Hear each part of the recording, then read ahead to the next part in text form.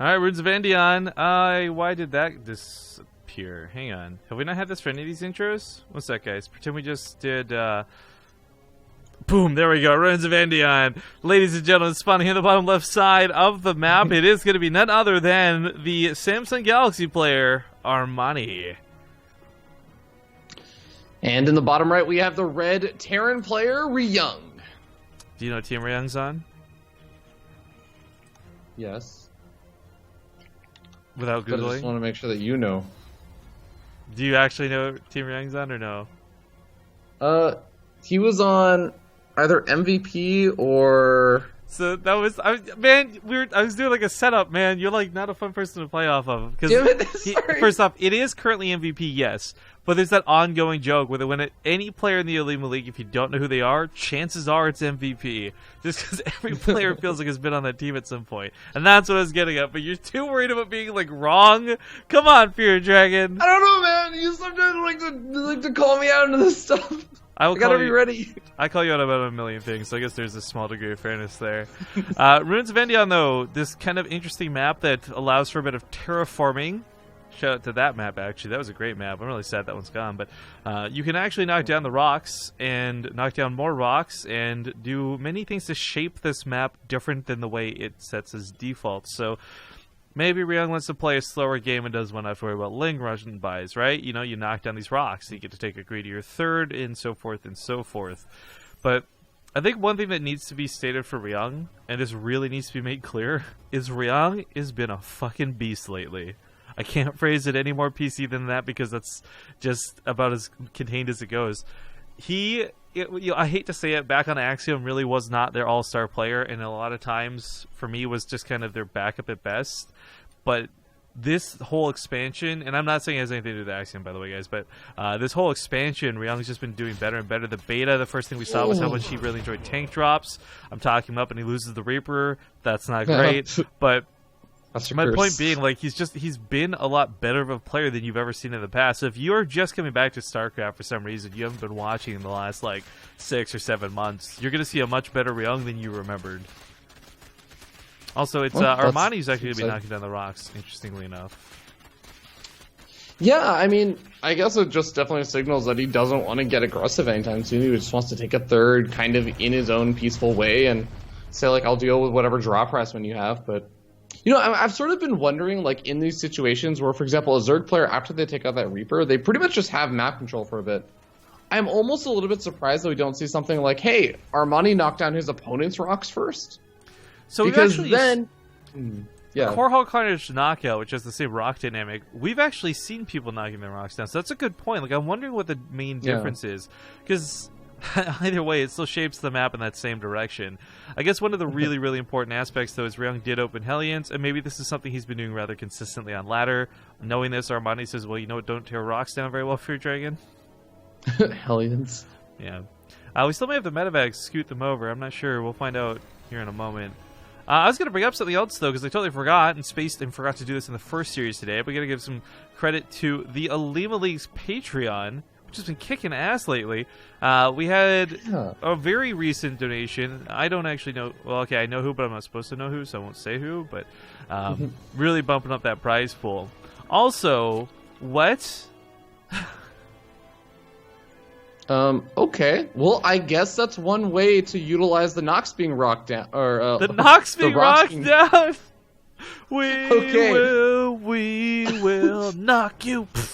Knock you. But okay, here's sort of the interesting thing. The Hellions are coming in, but the Nidus Worm is on the low ground of the natural expansion, so even though Ryung might spawn out a lot of these drones, and the drones are actually getting picked off in pretty high numbers. This is a big tell already, though. He saw slowlings. He's seen at least 3 queens? But 4 he and 5? hasn't scouted whether or not there's a third. Well, he now knows there's a Nidus Worm, that's for certain. He's going to transcend the Liberator over on top of it, but that's usually not going to cut it. The engineering base look hilarious, but this is actually a great response to this. You can no longer fully wall it out like you once were able to, so you can create a choke. You can create a focal point where the fight's going to go down. Queen on the wrong side of this immediately has to hop back into it, and this does not work. In fact, it cancels the reactor. That's odd. But also needs to cancel these engineering bays because there's no need. No need! I guess he needs one, actually, so letting one finish is fine. Nope. Psych. Yeah, he's going to go toward the third expansion, which I actually like as a decision because right now there's no wall at the natural. Ryung is going to try and get up this engineering bay wall off, but yeah. If that finishes, he could lift up and fly it away. I don't think he's going to get a chance to finish it. So close to that SCV. Are you serious? Load in! Load in! Run! Oh, okay. But regardless of this, I mean, the engineering bays are here mostly to create a choke. It's unfortunate because this is going to be roaches. As long as the SCVs can like stay alive long enough, body this ramp, that Liberator is going to go ham on kills. The Marines also live. 9 SCVs die, however, not a great feeling. And a new Nightmare makes it up towards the main. So this was a good defense initially from Ryung, but Armani's starting to get on top of things where he can't deal with this. This is too many queens. They can actually have transfuses to walk through the Liberators and focus them down. That was a really difficult position to be put into, where you have to defend your main base ramp or your natural expansion ramp, and then suddenly the nice one comes in the main base. Even if he noticed it, he just didn't have the units to split up over there. He's relying so much on things like the Liberator defense. Yeah, and unfortunately, with how long it takes to set up the Liberator, leapfrogging these forward is kind of out of the question. He's not mining a lot in the natural base while this goes on, so Ryung losing out on income over time, if nothing else, on top of the many other problems with what's at hand. A Spore Crawler actually makes it to the front line. I guess a drone got transferred through. So, that actually takes out one of the Liberators. SCV's looking to spam repair the other, but that income graph just showing how deadly this fight is being. Oh man, he is spam repairing the hell out of this thing. Those SCVs are holding strong. Oh my god, is this actually going to push it back? That Liberator holds! Oh my god, wait a second. Okay, here's the thing, Ripken. We almost have a 3CC. I mean, it's 3CC. It's not quite 3 orbitals as the third orbital hasn't been made yet, but can he recover from this? I don't know, because that command center is floating in the sky. If he landed this northwards, the fear is, okay, another Nidus Storm catches me off guard, but that's more expensive use of money and resources out of his opponent. Armani mined a lot while this went on, and he got ahead in a lot of ways, but is he able to actually take advantage of that lead? I mean, Ryung's in 16 workers. That's garbage. I'm not going to pretend like it's not. But his army supply looks pretty darn good right now with this many Marines. Stim's done. Combat Shield's done. Okay, it doesn't have +1 or anything like that, but this is still a very interesting, I really want to stress interesting game, because there's also still going to be that threat of Nidus Storms going forward. Yeah, that's definitely true. Liberator, please kill the Overlords. You don't have to worry about a Nidus Storm. Hello? Hello? Team? Yes. Well, there is still actually a creep tumor that's sitting at the third expansion. That's going to be spreading and making it even more annoying for creep to be, for that third expansion to be taken. Right, and Ryung actually can't spare the scan to deal with that. Like, it's important that he gets rid of it, but he actually needs the mules right now. He is going to push across the map, and this is without medevacs. These Marines are pretty battered from the stim early on. They're also hurt from the actual fight. But let's not forget, Armani is only just producing units. This 35 army supply is not in units already in play. Medevac's going to be able to heal these Marines, which would be really nice. You can actually probably pick up and just drop on top of the Ravagers. He doesn't know that there's not more behind us, though, and that's the problem. Liberator also sets up over here, so what's going to do is going to cut off some of the ramp, but also, and more importantly, pick off larva that spawns. The Ravagers are going to try and dive in to pick this off, and he does not quite move in time, but this lets the Marines through, picking off that creep, stimming a win, but this supply now for Armani's not looking too bad with the Roaches on the front line to guard for this. Medevacs do what they can for heals. This stim out of Ryung is savage as he gets on top of the Ravagers. He does pick them off, but I don't know if he's got enough momentum to keep this fight up. Well, he's not going to be able to keep the fight up, but after the Ravagers get taken out, and the Queens also get taken out, or at least most of them, the Medevacs can now actually kind of roam around freely and not have to worry too much about the anti-air for at least a little bit. The income did not get any better for Ryung while this went on. He tried to get that command center into an orbital, but this graph still is largely orange. Medevacs are also outside of juice, so stimming is actually not going to be an easy, sustainable thing. These Medevacs mostly just like pick up, drop, and escape routes more than anything else. He's not fighting this too poorly. Like, if Ryung had +1 on these Marines, he would have won this so easily by now, but we're showing just how barely strong Armani's hanging in there. Same with Ryung, too. I mean, he's chopping mules like nuts. We cast a lot of 2-base builds out of Terran last night, but that was versus Protoss, so we may see similar tactics here, where you want to lift off to take a third, but he can't, because there's creep. And that might just bite him in the ass, because that's gotten wildly out of hand while this is going on. That creep is actually getting to the point where it might even start spreading to a potential 4th expansion if he doesn't knock down those rocks at least. Hustle your muscle. I mean, Ryung, this is it's amazing to see him fighting in this position after being behind from that Nidus Storm attack the way he was. We got a Marauder or two in the front lines now, too. This is going to be pretty good for damage. Armani does have 1-1 finish for him, which is going to be tougher and tougher to fight against. I mean, I think Ryung's got to realize, too, oh, he's pulling the SCVs. Oh, he's just going all in, Fear Dragon. Fuck a third base. He does scan to clear up creep, so he's considering the potential. But, oh, look at this! Armani's going to be spreading creep back! Oh, that's actually really well done. Doing it right before he loses that high ground vision also. I don't know if he can pull this off, though. I mean, actually, because Armani's trying to get some units into the Nidus Swarm and go across the map. Maybe, just maybe, there might not be enough. The SCV's going to soak some of the hits. The medevac gets picked off. These corrosive vials are actually hitting a lot of the SCVs and Marines. GG. That was too much to deal. I think Ryung knew it too. That's why this turned into an all-in instead of a continued attempt at macro. But good game for Armani as he does lockdown game number 1. It is, however, going to be Ryung's map pick, though, so he'll have that much going for him.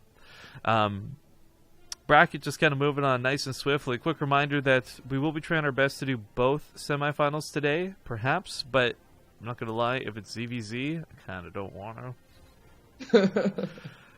Well, we do have Protoss actually guaranteed in the top half, so it'll be ZVP on one side at least. But if Ryung loses here, it will be guaranteed ZVZ on the bottom side. If somehow Demilove manages to beat True, like if he somehow manages to do that, I wouldn't mind watching another ZVZ. Demilove's not a bad player, man. He chokes, I think, sometimes, but he's really not a bad player. He also has a curse that he has yelled at me for. He's actually specifically asked me never to cast his games because he has never, I think almost never won a series that I've casted. He will do ridiculously well in a tournament, and then I'll go cast him, and it won't even be grand finals or something versus Pulse or, some crazy good player or something. It'll be just random other player, and he'll lose that series. Sometimes there's the players that you think he's actually favored to win against. So, yeah, he won't be too happy if we end up joining on that. All right, now it's time to play the map intro, so we're just going to load screen it up. All right, look, I got to give love to my Indian brethren, top Indian player. Really? Do you got to give love, or do you got to give Demi love? Shout out to SC2 Flux, by the way, for the resub during that last game. Sorry we missed it, but we are hopping into game number 2. Here for the Olimoleague, and I didn't do a great job of shouting out, so I want to do it properly this time. So I tab through all the fucking observer tabs. I hate being referee. Patreon.com/Olimoleague.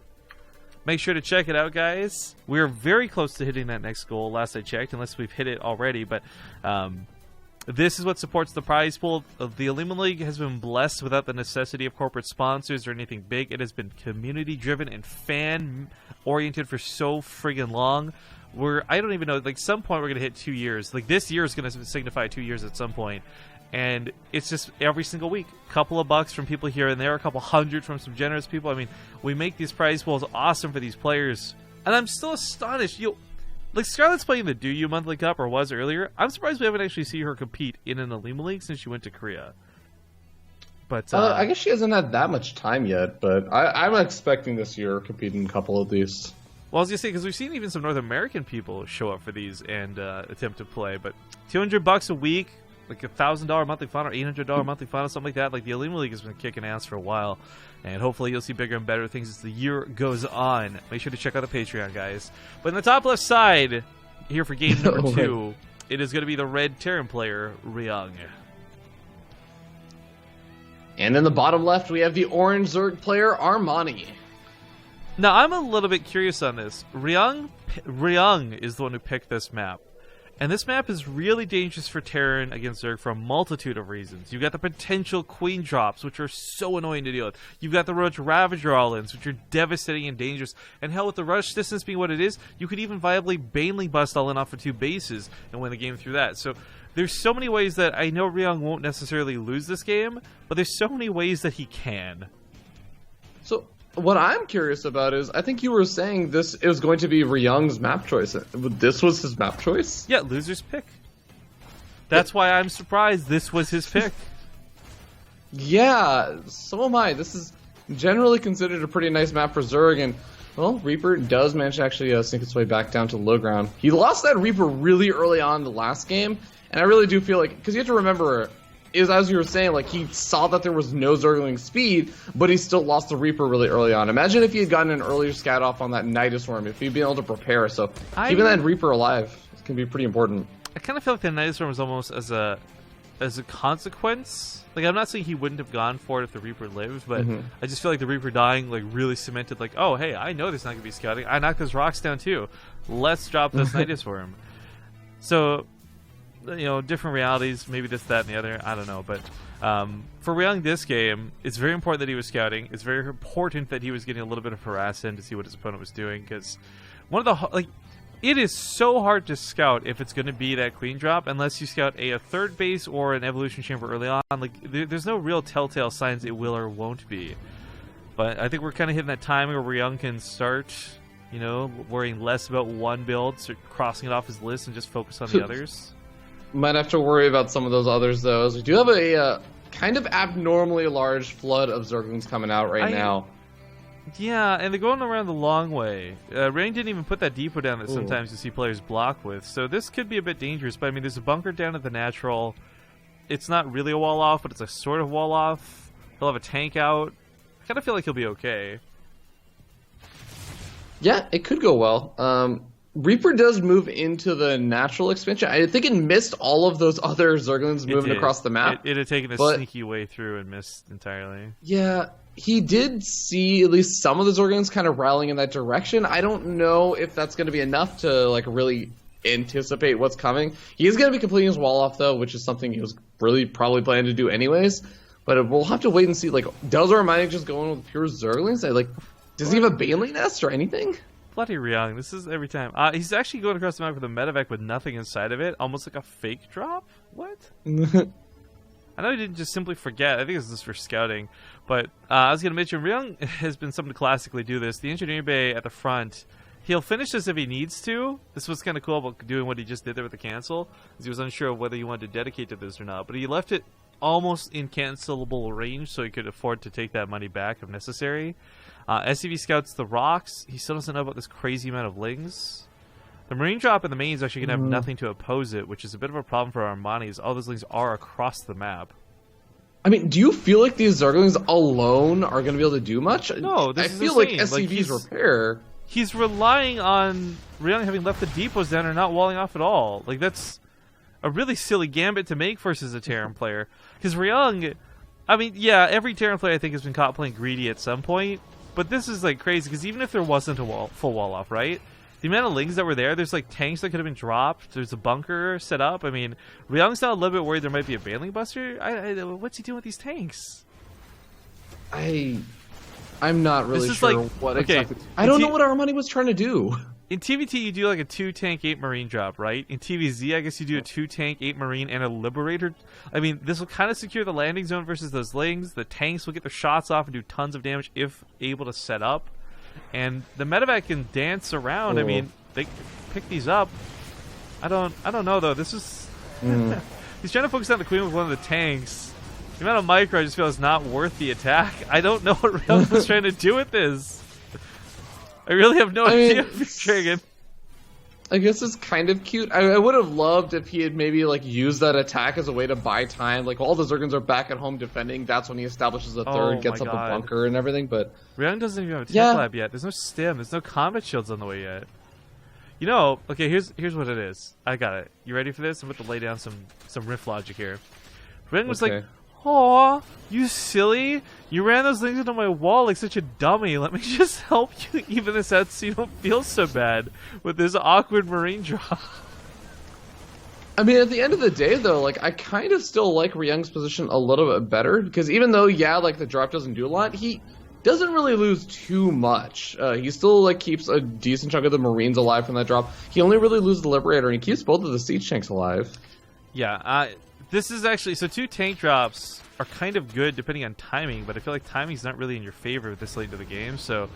Gonna use this mostly to just clean up some creep, take control of the middle part of the map, but there is those rocks having been broken down, or there are those rocks having been broken down, because English is a thing. Third base could be in for some trouble. Wouldn't mind snaps off a decent hit, but nice pullback out of Armani. That split-second pullback was sick. Link still going to be running around. Tanks get some shots off. Tanks, of course, can easily deal a ton of damage to Links very quickly without armor upgrades. Do you know, like, hey, Mr. Useless Fact Mid, do you know about that? Do you know the Ling tank dynamic? Since I know you don't play Terran. What was it? +2 armor, or sorry, +1 armor on Lings? Yeah, +1 armor on tanks. So tanks with no upgrades can one-shot Lings with no armor. 1 armor means tanks can't one-shot them anymore, but 1 upgrade on a tank can one-shot any level of armor on Lings. It's it's such a small thing that doesn't come into factor often, but it's one of my favorite details about units in the game. Yeah, I think that was actually potentially going to change if they made those siege tank changes. Okay, so first of all, this is an empty bunker, so that's WTF. But the tunneling claws is a very interesting choice to see out of Armani. Oh yeah, I guess it kind of makes sense, like as an opportunity to just try and get some counter damage done. But I actually wonder if he's going to try and make use of it, just because this map can be very annoying just because of the choke points. I mean, not only is there that main choke point where the Zelnaga Tower is, but even the destructible rock choke point sometimes causes some problems moving into a lot of siege tanks or marines and everything. So maybe he's trying to use it to like bypass that, unburrow on top of the siege tanks, and get some good damage done. Yo, back when Roaches had their original burrow speed that came with beta, Bly showed us something that I never would have ever realized had any other pro gamer been playing, because no one else would have abused tunneling claws like Bly did. But we learned that you can actually, it's almost faster for a Roach to, it was at a time, faster for a Roach to burrow underneath a tank than was for a medevac to pick it up and drop it somewhere else. Like that old tunneling claw, like we see how fast they are right now. They were about like 1.5 times faster before. Also, didn't realize this, so nice catch. Yeah. Well, I guess there's like no, they used to move faster underground. Well, yeah, than, but there's no wind resistance. You know, roaches really are not very aerodynamic. No, they're not. This is that little unfortunate. The scan does catch a lot of them. Not worth sniping off that one tank. Roaches on the right side also get segmented off. We got turrets coming down all over the place because Ryung's fully aware that this is going to be a continued problem. And this is a great identification to take care of this too, by the way. Using quite a few scans to clean up some of these roaches, so I mean that is kind of nice for Armani, but losing a decent chunk of, oh man, he's gonna keep 2 more of these roaches alive. But for those who are wondering, like, how did Ryung know to scan there? You can actually see like the little blur of the movement underground. You can see little hints of the movement. And when there's a freaking lot of them, you can see the ground just kind of like vibrating a bit. I'll try, next time they're underground, I'll try and do a vision check so you guys can see. The kind of cool block setup in the middle, that depot is going to burn down, but the turret will still block that same route. I think you blocking repair on the depot. I don't know, you can pick up with a medevac actually and drop the SCV on the other side to repair it. We're kind of getting to that scary point, though, where Armani's moving towards Ultralisks. So this is Ryung's sick timing to hit, so to speak. It doesn't matter whether you went Lings and Mutas or whether you're going Roaches and Ravagers. It is that transition period to Ultralisks that tend to be the weakest for Zerg. And it's not necessarily because you're banking a ton of money, which you are, but it's mostly because, you know, this is it's going to be dedicated tier 2 tech versus a Terran army that's supposed to push to win. But Armani is finding Ryung playing a bit passive, I guess scared to the tunneling claws, and to that effect, absolutely worth it. But if Ryung doesn't get going now, there's going to be Lings with adrenal glands, there's going to be Ultras in play, and this won't go well for him. Yeah, but I will say Armani did play one of the safer transitions to Ultras, where he did get up some of those infestors. And those infestors, I mean, they changed how comfortable you are about moving on forward. Just because if those Marines are even just a little bit clumped, it's not just, oh, I can stim and run out of those corrosive bile shots. It's, oh god, I'm fungled. All these Marines' lives are forfeit. There we go. Forced to stand the ground and fight. That does take the tanks to unload, though. If these get fungled, they can't be picked up again, but the infestor's on the wrong side of the engagement for this, so falls back just a little bit. This is great out of Armani, though, because he wasn't looking to really get in here with aggression. He was just trying to buy time and like almost fake the aggression so they could get these 6 Ultras going behind this. Chitin splitting comes down a little bit late. A macro hatchery in a bit of an unconventional spot, and of course a 5th base on the way, just finishing up now for Armani. Puts him in a great spot. Let's not forget, he's also up 1 in this series, so if Ryung can't win this, he's going to have a really bad time moving forward. I'm loving the continued missile turrets being placed down as well. This is no fear of Mutalisks, no fear of, say, Vipers coming in either, but more importantly, some Sim City that will benefit him later on. Yeah, especially when those Ultras start to come out. The Ultras are not going to have a fun time trying to maneuver around the missile turrets. But, you know, this is going to be a really important moment where Ryung has to defend these choke points if he wants to actually deal with these Ultras. The Ultras are going to be, you know, clamping up around these choke points, but I think there's too many. I forgot this aspect of Ryung because it's been a little while since we've cast him, but Ryung has been decisively avoiding Thors. He sometimes gets Liberators, almost never Ghosts, and using a lot of like focus fire tactics when it comes to Marauders and Marines to deal with Ultras. We'll see if that works here or not. The tanks are gonna... I don't think the tanks will be as effective as he or any of us wish they would be. We'll get some over 1 year resubs I gotta give some love to. So thank you, Endcath, Ronan, and Dude, and of course, Mir1989. Thank you guys so much for resubbing the channel. Big, big loves. But Ultras running around the side, going to catch these double drops. A bit unfortunate because these are pretty powerful double drops with so many Marauders in them. Yeah, Ultras actually also get pulled very far out of position, and this is all buying time because Armani has been maxed out, I would say, for at least a minute or two, and Ryung is just getting more and more time to get closer and closer to max out, so it's working out well for him. That's not a bad thing for Armani either, because it also means he's not replacing any of these units, nothing's dying, so he's got a good bank going for him, and Spire starts up, Broodlords eventually. I mean, Ryung is... He's not too terribly set up to deal with this right now, but I don't know about the follow-up. The first couple Ultras go down pretty quick. Kindness Buddy is done, though. Lots and lots of Ravagers getting picked off here as they are forced to fall back. Those Marauder drops from earlier do unload. Looks like he's going to try and snipe off this hatchery. There's an Ultra he's going to have to kite through first, though, so this won't be easy. Actually, this many Marauders don't have that. Again, the Ultra actually goes down. Middle of the map also gets a little bit dicey, a little bit chintzy, if you will, as this base is going to start dying. Oh. But the rest of the Marauders at the front are also chasing after, and they're going to be going after the third expansion while the Ultras are trying to move over to that fourth expansion. He's going to catch the Greater Spire. Oh, that's a huge transition to pick off. That's a really nice win. And these are all Marauders. They're going to take out any building so quickly. There's not a lot of anti-air, so... There's no anti-air. If there's like one fungal growth, those Ravagers land everything. There we go, with the Corruptors now coming into play. He's got to fall back with this. Problem now is if he's got too many Marauders, he won't have anything to shoot up.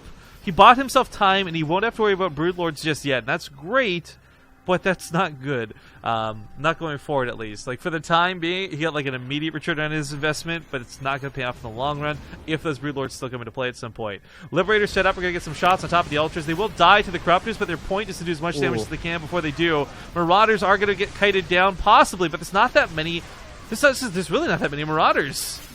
No, he loaded up 2 medevacs and something to the right side of the map like 10 seconds before this army came on in. And now it looks like Ryung is just not going to have anything close enough to defend. The Banelings are going to take out that planetary. GG. Thank you again for Thor87 for the 22-month resub. And congratulations to our Armani as he will advance forward in the brackets. This does put us in a very interesting spot, though, because as I said, this pretty much guarantees ZVZ. But just due to the brackets being behind, it looks like we're going to end up casting both anyways. Because Violet and Soul Gear are still playing their second round match. The winner has to play Horror, and then the winner of that plays Armani. However, we're most likely going to be casting Seed versus True or Demilove while that goes on. And then by the time that's complete, the other semifinals will finish up. So ideally at this point, guys, it's going to be semifinals 1, semifinals 2, and grand finals afterwards. Protoss made it to the semis. We only had 2. Well, I mean, it had to because she pit them against each other, man. Like, it had to be one of the 2 Protoss. Only confirmed hates Protoss. Ugh. Or loves Protoss because she guaranteed a spot for Protoss to get further in. No, I'm pretty sure she hates Protoss, Robbie. Yeah, probably. That's why, you know, she's marrying Crank. Definitely. It's just trying to be the I'm not racist. I got a black friend. You don't like that sort of logic? All right, guys. Is that what you use to defend yourself when people say that you're like Protoss anti-bias? Yeah, I got at least Protoss friends. I got at least a Protoss friend. Yeah. We're gonna go to commercial break, so don't go anywhere, folks. We'll see you in a couple.